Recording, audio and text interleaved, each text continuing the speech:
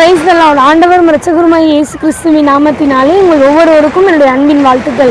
இந்த நாளிலும் இன்றைய தியானத்திற்கு ஏசாயா 43வது அதிகாரம் 21வது வசனம். இந்த ஜனத்தை எனக்கென்று ஏற்படுத்தினேன், இவர்கள் என் துதியை சொல்லி வருவார்கள். எனக்கு அருமையான கர்த்தருடைய பிள்ளைகளே, தேவன் நம்மை ஏற்படுத்தினதற்கான நோக்கம் தேவனுடைய துதியை சொல்லி வரும்படியாக, தேவனுடைய நாமத்தை பிரஸ்தாபப்படுத்தும்படியாக. துதி அப்படின்னா என்னன்னு பார்த்தோம் அப்படின்னு சொன்னால், தேவனை மகிமைப்படுத்துதல். நம்ம துதிக்கும் பொழுது தேவன் நம்மளை ஆசீர்வதிக்கிறாரு, நம்மளுடைய கட்டுக்கள் எல்லாம் உடைந்து போகும். இன்னைக்கு நம்ம முழு இருதயத்தோடு தேவனை துதிக்கும் போது தேவன் நம்மை ஆசீர்வதிப்பார். யாத்திராகமம்ல வசனம் சொல்லப்பட்டிருக்கு 19வது அதிகாரத்துல, என் நாமத்தை பிரஸ்தாபப்படுத்துகிற எந்த ஸ்தானத்திலும் நான் வந்து உங்களை ஆசீர்வதிப்பேன்னு வசனம் சொல்லப்பட்டிருக்கு.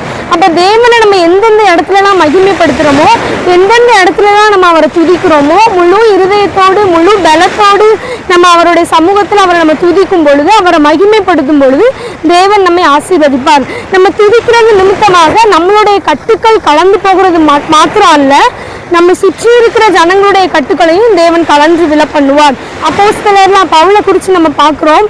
அவர் தேவனுடைய நாமத்தை சொல்லி வந்தது நிமித்தமாக அவர் சிறைச்சாலைக்கு கொண்டு போகப்படுறாரு. சிறைச்சாலையின் கட்டப்பட்ட நிலையில இருக்கும் பொழுது பவுலும் சீலாவும் தேவனை பாடி துதிக்கிறாங்க.